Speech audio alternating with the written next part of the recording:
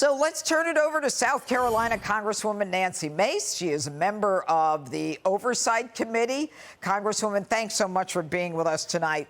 You know, Joe Biden even said that he wishes he hadn't called the Inflation Reduction Act and hadn't called it that because he knows it had no impact on inflation reduction, according to the CBO at the time. Why did he do that? Well, certainly he was trying to sell the Green New Deal to the American people. But Judge Janine, as you said in your monologue, your opening statement there, inflation is higher than it's ever been. I took my teenage kids to the grocery store this past weekend. I said, kids, you're not getting anything extra, no extra snacks, nothing in boxes, just meat, fruit, and vegetables. It cost over $400 in groceries for the week.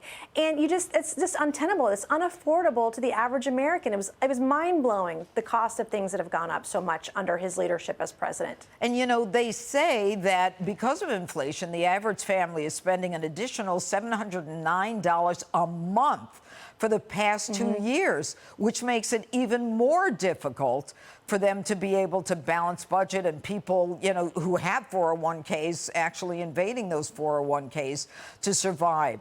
What do you think Congress is going to be able to do going forward to bring this to some kind of head as it relates to Joe Biden? Well, if we don't cap spending this year, then nothing's going to happen for the American people. And I do blame inflation in part on Republicans who spend too much and Democrats who spend too much. That's been a bipartisan problem for a long time. And I hope that the House will take spending seriously this year and that we're not going to break those spending caps or do a bunch of supplemental spending bills, because we can't afford to do that right now.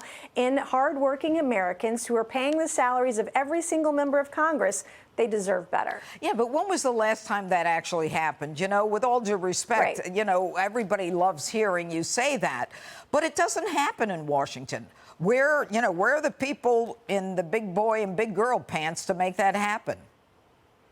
There are very few of us. That's one of the reasons when we had talk about budget and spending earlier this year, I was screaming from the mountaintops that we can't do this anymore. We're trillions of dollars in debt. We're going to have $50 trillion of debt over the next decade if we don't cut spending. And I don't want us to look at anything that might harm with Social Security. All those things in 10 years are going to be very unaffordable for the federal government. And we have to get serious about it. We have to get serious about electing fiscal conservatives, especially Republicans who are not going to spend too much. I'm a true believer, and you'll see me act that way this fall when we get to it. Well, I'll tell you, impeachment is another issue, but I want you to take a look at this Fox News poll. It looks like Democrats, Republicans, and independents are all increasingly believe that Hunter Biden did something illegal compared to the numbers from February. So you've got now 19% of the Democrats think that Hunter did something illegal compared to 9% in February. Republicans, 80%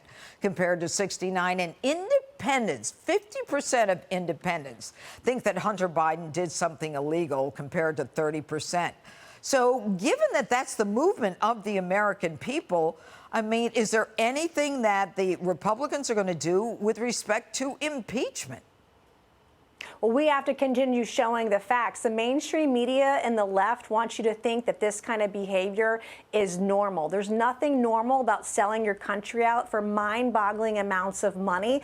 And the more the American people learn, the less that they trust. They know that the Republicans are telling the truth. And I'm not going to stop until 100% of Americans know the truth and know what happened with the Biden family and the amount and level of corruption.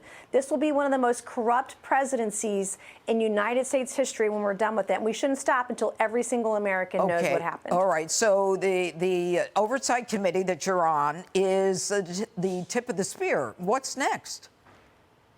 Well, we also have the Judiciary Committee and the Ways and Means Committee. I think it's time this fall, when we get back in session, to start subpoenaing people. We should know every single witness. We should know every single bank record and bank account. The Americans, they don't trust Congress, but I want them to trust the evidence that comes forward. Every bit of evidence that we find on every one of these committees ought to be released to the American people. Let them judge for themselves how bad it truly is. When, you know, initially we heard that there were about 9 or 10 banks. When are you getting the next group of bank records? I hope we'll get it in the next couple of weeks when we're back in session in September. It can't happen soon enough, but I have to tell you, I mean, we're dealing with foreign banks, foreign countries. Those things take time. They cost money. If I could show the SARS reports that we've seen, we can't because they're confidential and it would be illegal for me to do that. But the amount of money laundering we're talking about, it is mind-blowing, the amounts of money that was exchanging hands. The SARS reports, you're talking about those reports that are identified by the suspicious bank by the Department of the Treasury. There were about 175, as I recall, regarding Hunter Biden, and nothing happened. That's right.